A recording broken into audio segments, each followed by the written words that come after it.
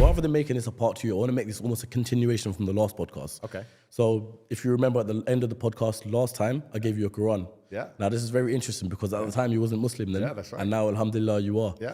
So first off, I want to say, welcome to Islam. Thank you. And secondly, what I want to say is, I know you've said a few times that you don't want to discuss Islam too much on podcasts. Yeah. And I completely understand that because at the end of the day, it's nothing to be ashamed of because we're all sinners and nothing can get anyone anything perfectly said. And even me being a born Muslim, and I'd like to say I have a vast amount of knowledge on Islam, regardless of what I say, there's still going to be people out there who comment back on what I say because people have different schools of thought, etc.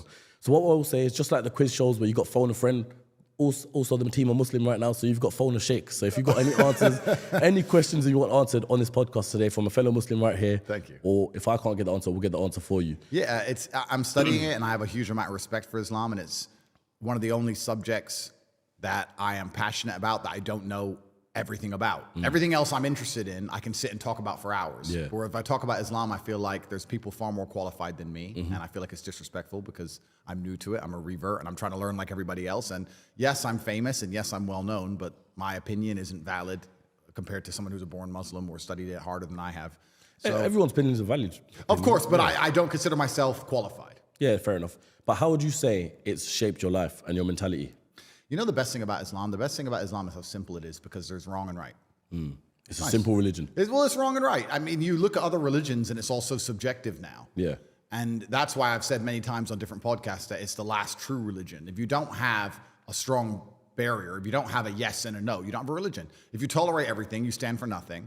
And if you believe in God and you say, I believe in God, but I'm not a Muslim, I'm going to say, okay, that's fine. You're a Christian. What is Christianity anymore? What does it mean?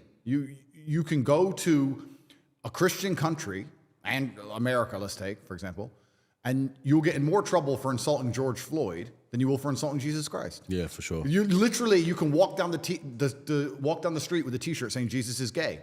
Girls barely go to church. If they do, who knows what they were doing the night before. None of it means anything. And then if you go and find a Christian that says this trans person has changed gender, what do you think about that? Christians are so soft, they're going to go, well, I hope he finds redeem, and I hope he finds guidance. Haram, bro. Haram. No, you didn't. It's haram. And I like that it's yes and no. And what's the point in a religion if you're too afraid to say what you believe in, or afraid to stick up for it, or afraid to defend it? Then what's the point in any of it? So I feel like it's the last true religion. I feel like it's the last religion on the planet.